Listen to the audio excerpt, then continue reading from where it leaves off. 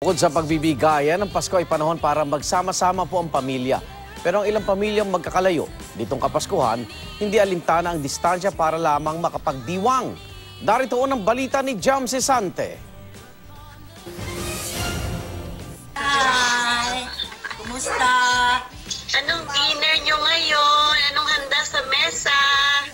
Mula sa magkabilang panig ng mundo sa pamamagitan ng internet, nagbatian at nagkamustahan ang mag-inang Anita Dakal-Dakal at Glyza Dahlberg ngayong Pasko. Nasa Norway si Glyza at doon na nakapangasawa. 2 taon nang hindi nakakauwi sa Pilipinas si Glyza, kaya miss na niya ang Paskong Pinoy. Ibang saya. Mas feel mo ang saya at saka yung spirit ng Christmas na kasama mo. Kompleto ang pamilya.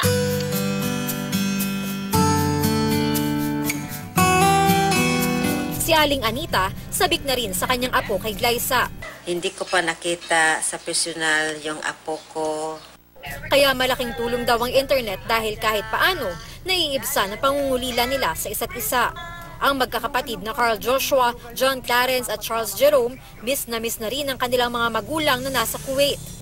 2 dekada na raw pabalik-balik sa Kuwait ang ama ng magkakapatid. Sumunod na rin doon ang kanilang ina 2 taon ang nakararaan. Wala na naman kami yan. Hiling nila, maipagdiwang sana ang Pasko ng sama-sama. Merry Christmas! We love you!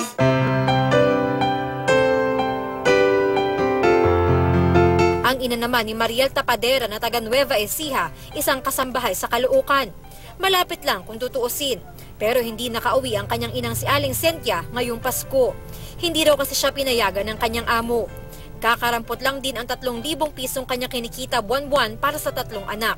Ang hirap na kanyang dinaranas, inspirasyon para magpursige sa pag-aaral si Mariel na pang-8 sa nakalipas na licensure exam for teachers. Ngayong Pasko po, yung hiling ko po sana, syempre po, magsama-sama po kami ng mama, tsaka maging masaya Pasko na.